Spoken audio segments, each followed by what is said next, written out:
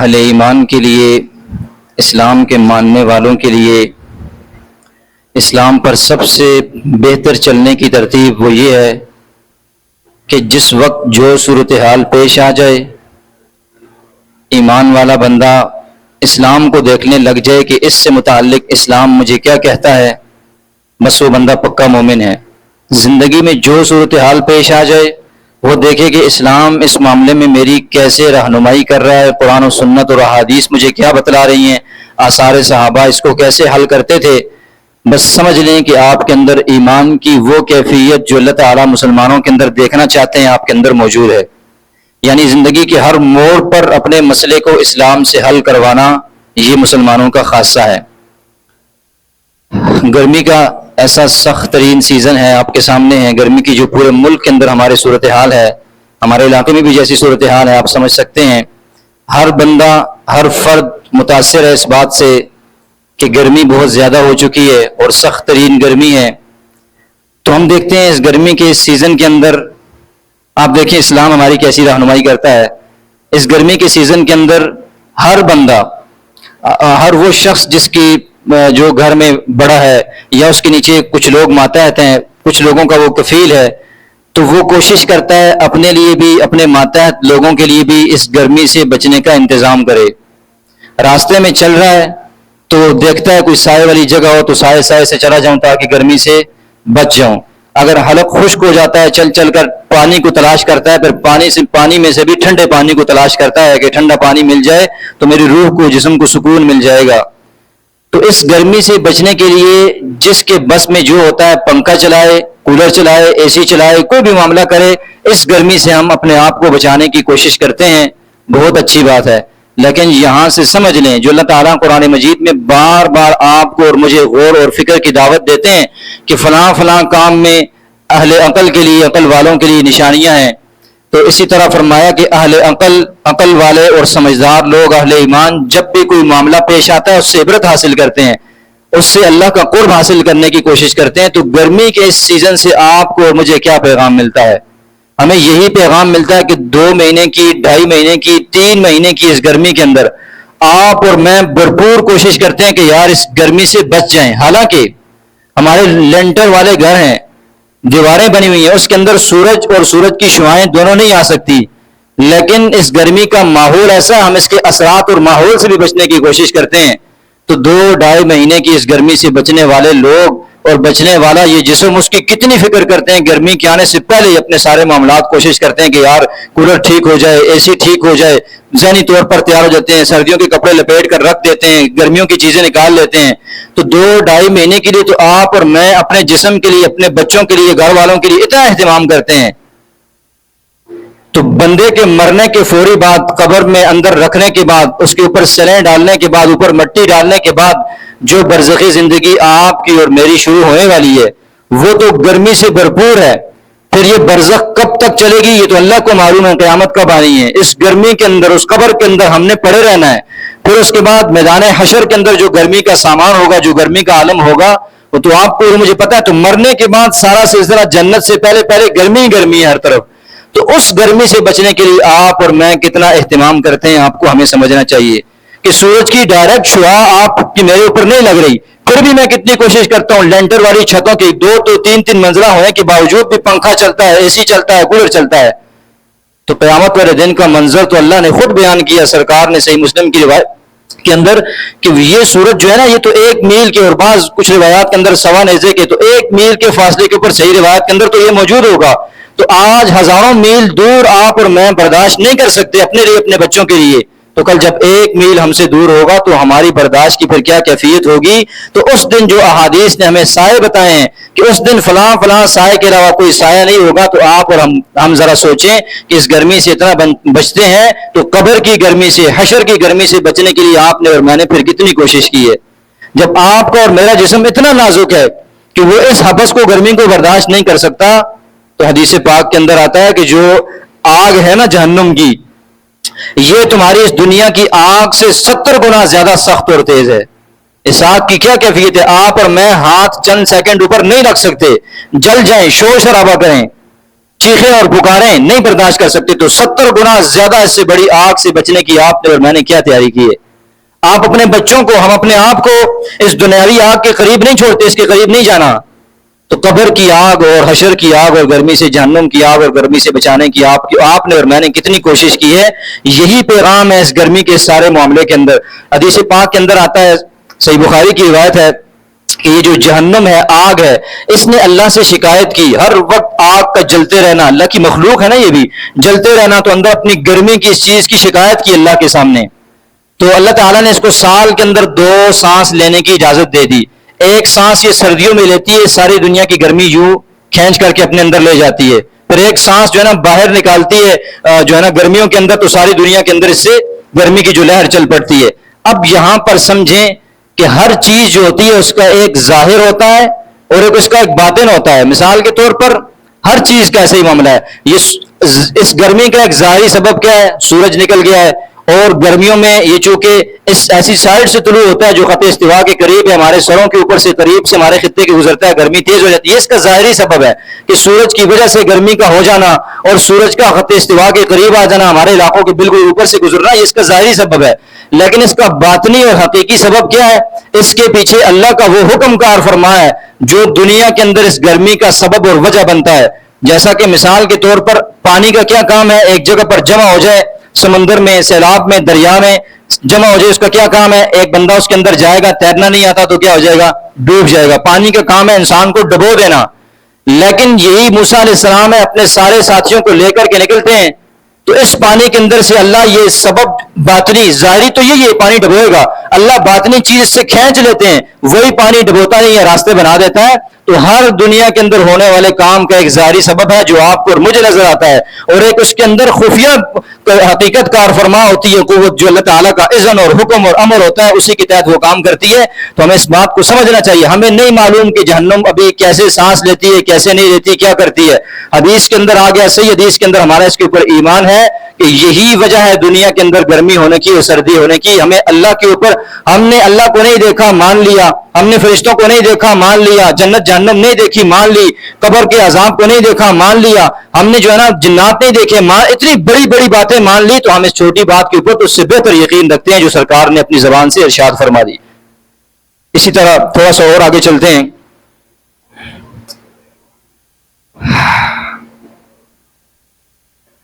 کہ گرمی کے اس موسم کے اندر ہم ہر ایک شخص متاثر ہے نا. تو ہماری مجلسیں کیا ان کے اندر کیا ہوتا ہے؟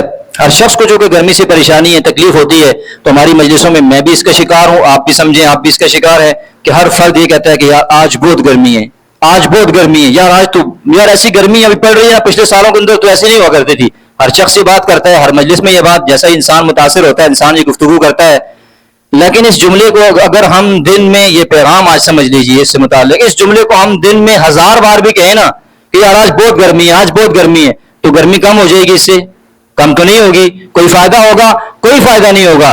لیکن اسی کو اگر ہم قرآن و سنت کی تعلیمات کے اندر دیکھیں تو اس کا ہمیں فائدہ بھی ہے، اور اس بات سے ہمیں آخرت کے اندر اور دنیا کے اندر بھی اجر ملنے والا ہے. حدیث پاک کے اندر آتا ہے کہ یہ روزانہ جنت 3 بار جو ہے نا، وہ جو شخص روزانہ 3 بار اللہ سے جنت کا سوال کرے، اللہم انی اسألک الجنت، یا اللہ میں آپ سے جنت کا سوال کرتا ہوں، واعوذ بک من النار، اور اللہ میں آپ سے جہنم کی پناہ مانگتا ہوں. 3 بار جنت مانگے اور 3 بار جہنم سے پناہ مانگے، تو اللہ کے حبیب صلی اللہ علیہ وسلم نے ارشاد فرمایا کہ جنت خود جو جنت کی دعا کرتا ہے دن میں 3 بار اس کے لیے دعا کرتی ہے، اللہ تیرا بندہ مجھے مانگ رہا ہے تو اس کی دعا کو قبول فرما، جب یہ مر کر کے دنیا سے آ جائے گا اس کو جنت کے اندر داخلہ دے دینا. اور جو بندہ 3 بار دن میں جہنم کی گرمی سے پناہ مانگتا ہے، جہنم خود اللہ کو کہتی ہے اللہ یہ تیرا بندہ مجھ سے پناہ مانگ رہا ہے میرے اندر آنے سے، تو اللہ تو اس کو مجھ سے دور رکھنا، اس کو میرے اندر داخل نہ کرنا. تو آپ بتائیں سارا دن یہ بات ہم بولتے ہیں گرمی بہت ہے، گرمی بہت ہے، گرمی بہت ہے، کوئی فائدہ نہیں ہوگا، گرمی بھی کم نہیں ہوگی. ہاں ہم اگر یہ کہہ دیں اللہ دنیا کی یہ گرمی اتنی سخت گرمی ہے، یا اللہ ہمیں جہنم کی گرمی سے، جہنم کی آگ سے محفوظ فرما. تو 3 بار یہ جملہ نکل جائے تو جہنم بھی ہمارے لیے دعا کرے گی اللہ اس کو میرے اندر داخل نہ کرنا. تو بتائیں دونوں باتوں میں سے کون سا بہتر سودے والا فائدہ ہے، بہترین فائدہ ہے؟ یقینی طور پر یہ بات کہنا، دنیا کی گرمی سے تنگ ہو کر ہم یہ کہیں کہ گرمی بہت ہے، کوئی فائدہ نہیں. اگر ہم یہ کہیں کہ اللہ یہ دنیا کی اتنی گرمی ہے اور ہم جہنم کی گرمی کو برداشت نہیں کر سکتے، یا اللہ امن والا، بہترین سکون والا جنت کا ہمیں بہترین موسم عطا فرمانا، جنت عطا فرما دینا. تو یاد رکھیں جنت بھی ہمارے حق میں دعا کرے گی، جنت ہمیں مل جائے گی. تو مجلسوں کے اندر انسان ہے یہ بات کرتا ہے، اس کو کوئی منع نہیں ہے، شریعت نے منع نہیں کیا، لیکن میرا پیغام یہ ہے کہ بہتر یہ ہے کہ دل میں 2-3 جب بھی گرمی لگے تو تصور میں یہ لائے کہ جہنم کی گرمی بہت سخت ہے، اللہ ہمیں جہنم کی گرمی سے محفوظ فرمائے اور اللہ ہمیں جنت کی نعمتوں سے نواز دے. تو اللہ ہمیں اس پر بھی عمل کرنے کی توفیق نصیب فرمائے. اسی طرح گرمی کے پیغام کے اندر، اسلامی تعلیمات کے اندر ایک بات یہ بھی ہے، گرمی ہے، ہر شخص کو پسینہ آتا ہے.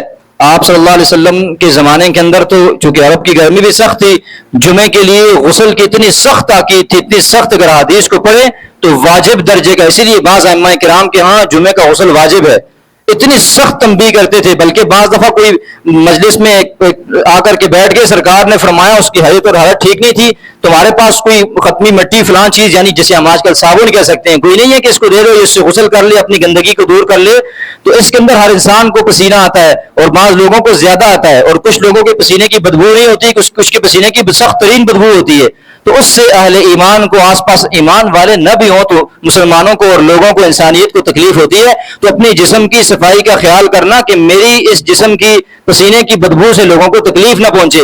ایسا نہ ہو کہ ایک ہی ہفتہ ایک ہی جوڑا پہنا ہوا ہے، یا جو ہے نا آپ ایسی جگہ پر کام کر رہے ہیں، ایسی جگہ پر جہاں پر آپ کے پسینے سے کپڑے بھیگ چکے ہیں، آپ ایسے اجتماع میں، ایسی مجلس میں آ کر بیٹھ جاتے ہیں کہ لوگوں کو تکلیف ہوتی ہے. اسلام قطعاً اس کو پسند نہیں کرتا. تو اپنی، اور بعض دفعہ دیکھیں لوگ کہہ بھی نہیں سکتے، ایک مروت کا ایک لحاظ کرتے ہیں، انسانیت کا، آپس میں کسی کے تعلق کا خیال کرتے ہیں. اگر کسی سے کوئی ایسی پریشانی ہو اس کو نہیں کہتے کہ بھائی آپ کے پسینے کی بدبو آ رہی ہے، یہ جو ہے نا خلاف ہے انسانیت کے اس تقاضے کے اندر، احترام کیا جاتا ہے.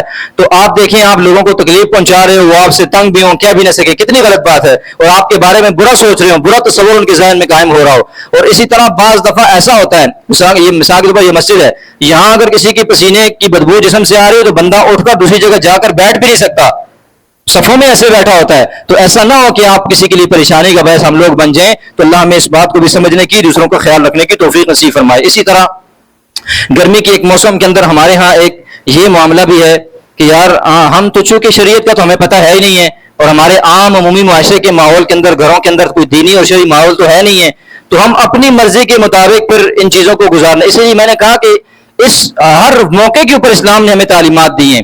تو اس گرمی کے موسم کے اندر ہمیں اس بات کا بہت خیال کرنا چاہیے، گھر میں لڑکے ہوں یا لڑکیاں ہوں، بچے ہوں یا بچیاں ہوں، جوان ہوں یا بوڑھے ہوں، ہر بندہ اس بات کا بہت خیال کرے. گرمی سے جب انسان تنگ ہوتا ہے تو جسم کے کپڑوں کو کم کرتا ہے. نمبر 1، چھوٹے لباس پہننا شروع، اوپر سے جتنی فالتو چیزیں اتارنی شروع کر دیتا ہے جو سردیوں میں ہم پہنتے ہیں، گرمی میں پہنتے ہیں تو وہ اوپر سے اتار دی. تو اس کے اندر ایسا چھوٹا لباس پہننا جس کے اندر سطر کی کوئی چیز نظر آتی ہے، ناجائز اور حرام ہے، وہ نہیں پہننا چاہیے. یعنی ناف سے لے کر گھٹنے تک یہ سطر ہے. اب ہمارے ہاں یہ نوجوان ادھر یونیورسٹی روڈ پر پھرتے رہتے ہیں، ہم ان کو دیکھتے ہیں کہ بالکل یہاں تک جو ہے نا انہوں نے کچھ پہنا ہوتا ہے. اب دیکھیں وہ گھروں کے اندر بھی یوں رہتے ہیں اور عام معاشرے میں یوں پھر رہے ہیں، ایک ناجائز اور ایسا حرام کام جو سب کے نزدیک متفق ہے کہ بھئی یہ گھٹنے جو ہے نا شرمگاہ کے اندر داخل ہیں، یہ سطر کے اندر داخل ہیں، ان کو دکھانا ناجائز اور حرام کام ہے. تو کس معاشرے کے اندر ہماری تربیت ہوئی کہ ہم اتنے بڑے اسلام کے فرض درجے کے حکم کو ہم چھوڑ کر کے یوں گھوم رہے ہیں اور ہمیں پتہ ہی نہیں ہے کہ یار ہم کوئی نافرمانی اور سخت ترین گناہ کا کام کر رہے ہیں. تو اس بات کو ہمیں سمجھنا چاہیے. تو لباس کے اندر 2 چیزوں کا خیال ہمیشہ. نمبر 1، کم از کم سطر ناف سے لے کر گھٹنے کے نیچے تک، یہ گھٹنا سطر کے اندر داخل ہے تو یہ سطر کے اندر ڈھانپا ہونا چاہیے، چاہے آپ کو گرمی لگے چاہے آپ کو سردی لگے. اسلام نے یہ حکم آپ کو دیا، ناف سے لے کر یا گھٹنے تک سطر ہے، آپ کو ڈھانپنا پڑے گا ہر صورت، کوئی مثلا. دوسرے نمبر پر گرمی میں لباسوں کو کم کرنے شروع کرتے ہیں تو موٹی چیزیں اتار کر پتلی اور باریک چیزیں پہننی شروع کرتے ہیں. ایسا لباس پہننا بھی درست نہیں ہے تمام کے نزدیک کہ جس لباس کے اندر سے جو چیزیں آپ چھپانا چاہتے ہیں، جو اسلام نے آپ کو سطر کا اور ڈھانپنے کا حکم کیوں دیا، اس لیے دیا ہے تاکہ آپ کا سطر چھپ جائے. تو آپ ایسی پتلی اور باریک چیزیں پہنیں کہ جس سے آپ کا سطر نظر آنے لگ جائے. تھوڑا سا پسینہ ہے تو آپ کے جسم کے اعضاء نظر آنے شروع ہو جائیں. آپ ایسی پینٹ پہنے کہ یوں لگتا ہو ایسا جسم کا وہ فکس کیا ہوا لباس پہنے وہ آپ نے فٹنگ میں بنوایا ہو کہ یوں لگتا ہو کہ درزی نے بالکل کپڑا ساتھ رکھ کے اس کو سی دیا ہو، یا چھت سے چھلانگ لگا کے آپ پینٹ میں گھسے ہو، آپ کے جسم کے سارے اعضاء اس کے اندر نظر آتے ہوں شرم والے، تو ایسے جو ہے نا اس کے اندر بہت احتیاط کرنی چاہیے کہ اسلام اس چیز کو پسند نہیں کرتا. ٹھیک ہے، ایسا کوئی بھی حکم اسلام نے آپ کو نہیں دیا کہ آپ اسلام سے باہر نکل کر آپ اگر مثال کے طور پر اپنے سطر کو ڈھانپیں گے اور اتنے کم از کم موٹے کپڑے سے کہ آپ کا سطر نظر نہ آئے تو کوئی انشاءاللہ آپ اور میں گرمی سے متاثر نہیں ہوں گے. اسلام ایسی کسی چیز کا حکم نہیں دیتا آپ کو. تو لباس کے اندر نہ باریک ترین لباس پہنے نہ اتنا چھوٹا لباس پہنے کہ آپ کے جو ہے سطر کی چیزیں سامنے نظر آنے لگ جائیں، تو اس چیز کا بھی اللہ ہمیں لحاظ کرنے کی توفیق نصیب فرمائے. اسی طرح ایک اور آخری بات کی طرف آتا ہوں. آپ کو اور مجھے اللہ نے، میں اکثر یہ بات کرتا ہوں، اللہ نے ہمارے اس علاقے کے اندر، اس شہر کے اندر پانی کو ہمارے لیے اتنا وافر کر دیا ہے اور اتنا آسان کر دیا ہے کہ ہم جہاں چاہتے ہیں بور کرتے ہیں، جیسے میٹھا اور بہترین خوب پانی نکل آتا ہے، کوئی پریشانی کوئی دقت ہمیں نہیں ہوتی. اور آس پاس کے ادھر ادھر علاقوں کے اندر چل جائیں، کئی میں پنڈی کی آپ کو باتیں کئی بار سناتا ہوں، پنڈی کا پانی جو ہے نا وہ برابر نہیں آتا، وہاں کھارا پانی نکلتا ہے. ایک مسجد کا بور ہمارے سامنے 7واں بور تھا، اس کا 7واں بور کیا، 7ویں بور کا پانی بھی اس کا ناکام ہو گیا، کامیاب نہیں ہوا. تو آپ کو اور مجھے اللہ نے پانی کی اتنی بہترین نعمت دی ہے. اس پانی کی نعمت کی قدردانی کا ایک معاملہ. دوسرے نمبر پر اس پانی کا ٹھنڈے پانی کی نعمت. ترمذی شریف کی روایت کے اندر آتا ہے، آپ روایت سنیں آپ حیران ہو جائیں کہ یہ الہاکم التکاثر سورت جو ہے اس کے آخر میں ایک جملہ ہے، ثم لتسألن یومئذ عن النعیم، کہ قیامت پر دن اللہ اہل ایمان سے جو ان کو نعمتیں دی ہوں گی، اللہ تم سے ان نعمتوں کے بارے میں سوال کرے گا. تو اس کی تفسیر کے اندر ترمذی شریف کی روایت کے اندر ابو ہریرہ رضی اللہ تعالیٰ عنہ فرماتے ہیں کہ یہ جو نعمتیں جن کے بارے میں آپ سے اور مجھ سے سوال ہونا ہے، تو اس کی تشریح سرکار نے یہ فرمائی کہ 2 باتیں فرمایا. اللہ پوچھے گا، اے بندے میں نے تمہیں صحت اور تندرستی اور تمہارے جسم کو ٹھیک ٹھاک نہیں بنایا تھا دنیا کے اندر، اور میں نے تمہیں دنیا کے اندر ٹھنڈا پانی پلاتا نہیں رہا؟ یہ 2 نعمتیں اس کے اندر حدیث کے اندر ذکر کیا کہ صحت اور تندرستی، اور گرمی کے سخت موسم کے اندر اللہ کا جو ٹھنڈا پانی جیسی نعمت ہے جو آپ کے جسم کو پرسکون اور ٹھنڈا کر دیتی ہے، سکون مل جاتا ہے اس سے. ان دونوں کے بارے میں اللہ آپ سے اور مجھ سے سوال کرنے والا ہے. تو ٹھنڈے پانی کے کولر جہاں لگے ہو، کسی نے آپ کے لیے رکھے ہو جیسے دکانوں پر اور گھروں کے باہر، تو اس جگہ پر اس ٹھنڈے پانی کو ویسے ہی خواہ مخواہ آنا اور گلاس ایک گھونٹ بھرنا اور باقی ضائع کر دینا، اس ٹھنڈے پانی کی قدر و قیمت یہ اللہ تعالیٰ اس سے سوال کرے گا قیامت والے دن. تو پہلے نمبر پر ایک بات یہ یاد رکھیں کہ اس پانی کو ضائع نہ کرے. اس پانی کو جب ٹھنڈے پانی کو استعمال کریں، اللہ کا شکر ادا کریں کہ اللہ نے ہمیں ٹھنڈے پانی جیسی عظیم نعمت دی ہے. اور دوسرے نمبر پر صحیح بخاری کی روایت کے اندر آتا ہے، یہ بھی بہت عجیب روایت ہے، آپ اس کو سمجھ لیں. بس اس واقعے کے بعد بات ختم کرتا ہوں. فرمایا سرکار نے صلی اللہ علیہ وسلم کہ ایک شخص راستے سے گزر رہا تھا، اس کو جو ہے نا پیاس لگی. تو پہلے زمانے میں کنویں، آج بھی میں نے یہ حویلیاں کے پاس ایک کنویں کو دیکھا، اس کے اندر سیڑھیاں نیچے گئی ہوتی تھی اور بالکل نیچے جا کر کے پہاڑی علاقے میں پانی ایسے تھا، اس میں وہ نیچے اترا اس کنویں میں جا اور پانی وہاں سے اس نے پی کر کے اوپر آ گیا. جب اوپر آیا تو باہر دیکھا کہ ایک کتا جو ہے نا وہ کیچڑ کو جو ہے نا زبان سے چاٹ رہا تھا. یہ شخص سمجھ گیا کہ یار اس کو بھی پیاس لگی ہے.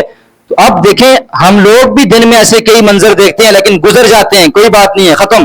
اس شخص نے کیا کیا، دوبارہ اس کنویں کے اندر اترا اور اب پانی لانے کے لیے اوپر کوئی اور سلسلہ نہیں تھا. اس نے کیا کیا، اپنے موزے کے اندر وہ پانی جو ہے نا وہ بھرا، اور حدیث کے الفاظ ہیں کہ اس نے منہ میں اس موزے کو پکڑ کر کے باہر نکل کر کے آیا. ہو سکتا ہے کوئی ایسی جگہ تھی جہاں سے ہاتھوں سے اوپر چڑھنا پڑتا تھا، پانی پر لا کر کے اس کتے کو پلا دیا.